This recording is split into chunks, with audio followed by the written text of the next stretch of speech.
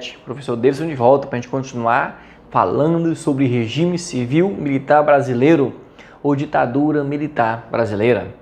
Nós vimos no vídeo anterior os dois primeiros presidentes desse regime, falamos de Castelo Branco e falamos de Costa e Silva. E hoje a gente vai falar do governo do presidente Médici. Esse aqui, com essa carinha tranquilinha, mas ele era o terror. Ele vai ficar de 1969 até 1974 no poder. Vai ser o período mais duro, mais rígido do regime militar. Certo? Então bora lá ver o que ele fez. Governo de Emílio Garrastazu Médici. Ele era da linha dura, de 1964 até 1974. Vai ser o auge da ditadura, tanto na porrada quanto na economia, né? A economia vai ser boa, mas a porrada vai ser grande, tá bom? Muito bem, vocês agora têm liberdade para falar contra o regime. Fala contra o regime, né? Não podia falar, não tinha liberdade de expressão, tá bom? Ou seja, havia uma censura prévia, havia uma censura constante, havia um policiamento constante em relação à população. Ninguém podia falar, criticar o governo federal, certo? Olha lá. Prisões, torturas, assassinatos. Isso aqui era usado demais. Até hoje é usado, imagina naquela época, né? Chamado pau de arara, galera. Olha, o cara fica pendurado igual uma arara, né? Então, e houve o que? Desaparecidos, galera. A galera, o pessoal matava lá, botava fogo, né? Enterrava os ossos, ninguém nunca ficou sabendo cadê essa galera. Repressão intensa e eliminação da guerrilha de esquerda.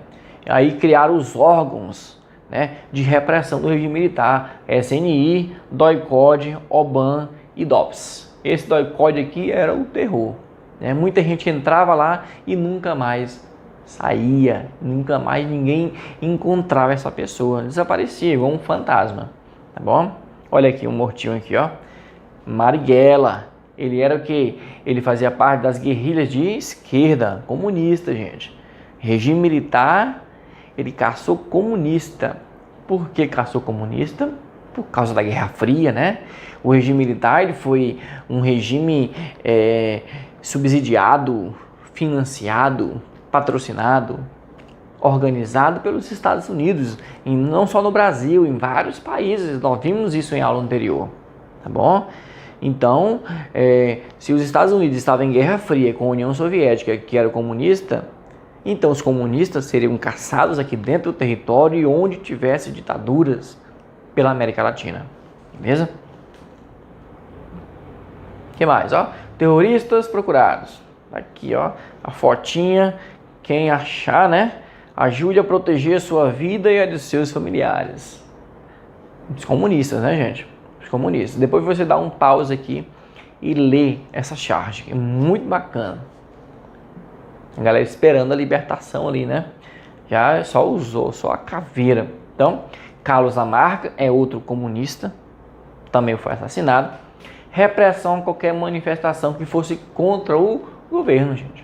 Então não se podia. Tem gente aí, quer o regime militar, intervenção militar, não sei o quê. Gente, a intervenção militar não se pode falar mal do governo, né? Hoje a gente pode falar o que quiser aí, tranquilo. Claro que você não vai sair na imprensa, na rede social, xingando o presidente, falando o que quiser, porque você pode ser processado, né? Não pode falar o que quiser, mas você pode falar que ele é péssimo, pode. Pode falar que é bom? Pode, se for bom, né? Mas pode falar, ele roubou não sei o quê, aí você pode precisar da tua prova, tá bom? Vão querer que você prove isso. Então, temos liberdade de expressão? Temos. Podemos criticar? Tem que melhorar isso? Tem que melhorar aquilo? Podemos. Naquela época podia falar isso? Não podia. Ah, professor, mas escondido podia. Podia. Escondido podia. Mas se algum policial disfarçado visse, aí você estava frito, né? Então tá bom. Popularidade, censura e propaganda. Como é que o governo do Médici ele ganhava popularidade? Como é que ele fazia com que as pessoas gostassem dele? Muita propaganda e muita censura, tá bom? Fazia propaganda ufanista. O que é propaganda ufanista? Ufanista, né? Que defende a nação a qualquer custo. Tem problema? Mas a propaganda ufanista faz com que você esquecer os problemas. Que o Brasil é o maior país do mundo, não tem país melhor do que o Brasil. Esse tipo de coisa. Isso é ser ufanista, né? E outra coisa, ele teve a sorte de que em 1970 o Brasil foi campeão mundial de futebol. Oh, meu Deus. Infelizmente, né? Porque ele vai usar isso aí como propaganda para ele mesmo. Então o presidente Médici vai dizer: o Brasil está tão bom, que até no futebol a gente é campeão mundial, né? Tá aqui, ó. Ninguém segura mais esse país. Por que ninguém segura mais esse país? A economia tá boa, o desemprego tá bom. E no futebol a gente é campeão mundial, né? Brasil, ame ou deixe-o. Ame ou então você vai ser chutado para fora do país. Ou você aceita do jeito que tá, com os militares no poder, ou você vai embora. Ou você vai ser desaparecido, tá bom? Olha aí, a imprensa vigiada. Nós estamos aqui no contexto do AI-5, né? O AI-5 foi criado lá em 1968 pelo presidente Costa e Silva e ele está rolando aqui. O AI-5 é o instrumento mais pesado da ditadura militar, né? Que permite amplos poderes ao presidente. Permite que a polícia bata à vontade no meio da rua, né? Repressão, censura, nunca vista antes da história do Brasil. Então a imprensa é vigiada. Qualquer matéria de jornal para ser publicada amanhã, por exemplo, os militares tinham que ler a matéria. Se não gostasse, não ia ser publicada. Se o jornal publicasse sem autorização, o jornal ia ser fechado. O dono ia ser preso, ia ser torturado. Então tinha muito isso, gente. Tá? Folha da Tarde, terror, metralhado e morto, outro facínora. Né? Você está puxando o saco da ditadura, né? Outro facínora, outro comunista. Tá certo? O que mais? Valorização de conquistas esportivas, futebol e automobilismo, associação de vitórias com sucesso governamental, já falei para vocês. Brasil campeão da Copa de 70, né? O Zagallo aqui, Carlos Alberto Torres, capitão da Copa de 70 e o presidente Médici aqui no meio. É tudo ali fazendo a sua propagandazinha e tem gente hoje fazendo do mesmo jeito, né? Presidente indo a jogos de futebol e comemorando títulos do time que não é dele, né? Esse tipo de coisa. Isso é pra fazer o quê, gente? É porque ele é bonzinho e gosta de futebol? Não, não é, né? Quer se aparecer, quer chamar o povão pra ele, tá? Mas pra mim não cola não, tá bom? Tentativa fracassada de ocupação na região norte. O Médici vai tentar integrar a região norte, porque é tudo muito distante, né? Até hoje lá é longe, tá? Até hoje você vai ir lá no Amazonas, se não for de avião, se for de carro, é distante, se for de barco, nossa, demora muito, tá? Imagina naquela época não tinha estrada direito. Só tinha estrada aqui no centro-sul, nordeste brasileiro, né? Mas para lá você tinha que ir de barco. Então ele quis integrar, tá? Integrar esse território mais distante ao centro do Brasil. Só que não vai dar certo, tá? O objetivo era o quê? Evitar o inchaço da cidade do centro-sul. A cidade estava lotada de gente. Então eles criaram fazendas, agrovilas, vilas, um monte de coisa para lá para os confins da Amazônia, para as pessoas irem para lá e saírem das grandes cidades, né? Consequência, dizimação de indígenas, lutas pelas posses de terra. Esses conflitos de terra não existiam na Amazônia. Depois que mandaram esse povo para lá, aí começou essa briga lá. É gente invadindo terra, é porceiro invadindo, é briga com índio. Então, o negócio ficou difícil ali, né? Desmatamento, assassinato de seringueiro, instalação de tráfico de drogas, tudo ali dentro, certo? Aqui o presidente Médici, ó, e João Figueiredo, vai ser presidente também, vistoriando a construção da rodovia transamazônica, né? Uma das maiores rodovias do mundo, aí, enorme, né? A BR-263, né, que vem lá do final do Pará, aí corta aqui no Maranhão, vai aqui para dentro, tudo muito grande mesmo, né? E naquela época ela serviria para quê? Para integrar. Ali seria o canal, né? Onde passaria os transportes, as mercadorias, as pessoas, né, para morar ou para sair. Na verdade não deu certo, porque é muito distante, a estrada não foi asfaltada, né? O tempo de inverno não passava nada e nem passa até hoje. Imagina naquela época, né? Que não tinha nem um pedacinho de asfalto. Como é que era no tempo do inverno? O negócio era complicado ali, tá bom? Milagre econômico. Outro ponto importante do governo Médici é isso aqui, tá? Nós falamos de censura, repressão policial.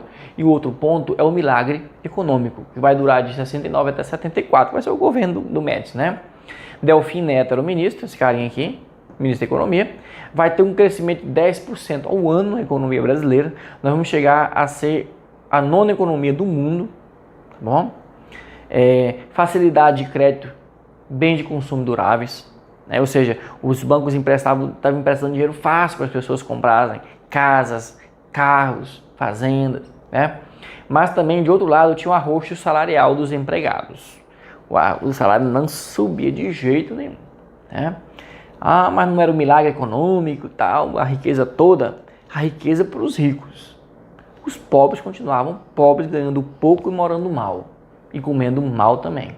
Bom, investimento externo, favorecimento do governo, tá? E grandes empréstimos. Ixi, o Brasil pegou muito dinheiro dos Estados Unidos nessa época. Professor, mas fez muita obra? Fez, com o dinheiro dos outros. Fez, eu também faria. Né? Me dá dinheiro aí na minha mão. Vê que eu faço um monte de coisa. Construo uma casa bacana para mim, compro carro, faço um monte de coisa. Né? É isso que eles fizeram. Pegaram muito dinheiro dos Estados Unidos e construíram as obras. Mas assim não vale. Assim não vale. A dívida externa ficou. A dívida externa está aí. Né? Eles saíram da dívida externa lá embaixo, foi lá para cima, gente. Não vou mostrar para vocês, tá? Aqui o milagre que não era santo, milagre brasileiro, né? Olha só, grande crescimento da economia, ok. Inflação moderada, ok. Modernização da indústria de base, de bens de consumo, duráveis, telecomunicações de produção, ok. Bastante coisa boa, né? Ampliação e criação de empresas estatais em mineração, petróleo, petroquímica, aço, eletricidade, comunicação, ok. Né? Investimentos estrangeiros, multinacionais, ok. Agora, o ponto ruim, né? Arroxo salarial, ou seja, o salário não aumentava, né? Mesmo a renda, mesmo os grandes investimentos, mesmo apesar, né, da economia brasileira crescer bastante, o salário do trabalhador pobre, do popular, não subia, tá? Concentração de renda, os ricos ficaram mais ricos, os pobres ficaram ainda mais pobres, e obras estatais faraônicas que muitas vezes não serviram para nada, né? Ou seja, gastou-se muito dinheiro, pagou muito dinheiro para as construtoras, né? E as obras estão o quê? Paradas. Estiveram por muito tempo paradas. Então, olha só. Eles gastam, nós pagamos. Olha a dívida externa. Olha como o reflexo daquilo que eu falei para vocês, do aumento da nossa dívida em relação aos Estados Unidos. Em 1964, quando começou o regime militar, era de 3 bilhões de dólares. Em 81, antes deles saíram em 85, já estava 62 bilhões de dólares. Né? Ou seja, eles fizeram muitas obras, só que essas obras foram feitas com o dinheiro dos Estados Unidos. Não foi um dinheiro gerado no Brasil, como Getúlio Vargas fez, certo? E aqui, o cara tinha que trabalhar muito mais para ter a mesma alimentação que ele tinha antes. Em 65, ele trabalhava o quê? 88 horas e 16 minutos para se alimentar bem. Aqui, em 75, ele trabalhava 157 horas. Ou seja, o salário não aumentou. Então ele teve que trabalhar muito mais para poder suprir as suas necessidades, certo? Bom, aqui um gráfico a respeito da industrialização no Brasil. Quem é que tomava conta desses setores? Olha só que importante isso aqui, ó. Fatia gorda para as empresas de onde? As multinacionais. De fora, empresas que vinham de fora e dominavam setores aqui no Brasil, ó. Material de transporte. 96% dos materiais de transporte era feito por multinacionais. Material elétrico, 76%. Mecânica, 75%. Minerais não metálicos, 60%. Química, 51%. E metalurgia, 27%. Ou seja, as multinacionais dominavam setores estratégicos aqui dentro do território brasileiro, certo? né? Aqui é o mapa da concentração de renda que vai aumentar, né? Aqui os 5% mais ricos, tá? Eles vão pegar 39% da renda do Brasil. 5% dos mais ricos, ou seja, eles estavam, né, com uma concentração de renda muito grande. Ou seja, poucas pessoas ganhavam muito e muitas pessoas ganhavam pouquíssimo aqui no Brasil. Como eu falei, havia um arroxo salarial, né? Obras faraônicas, obras grandes demais e que muitas vezes só gastavam dinheiro, né? Outras serviram e servem até hoje, como a Ponte do Rio-Niterói, tá? Nós temos a Transamazônica, que até hoje ainda não está completamente asfaltada. Tá aqui, ó, rodovia Transamazônica, jamais concluída. Rodovia Rio Santos, Ponte Rio-Niterói, Ponte Colombo Salles, Hidrelétrica de Solteira e Passo Fundo, Rio Grande do Sul. Grandes obras foram feitas, tá?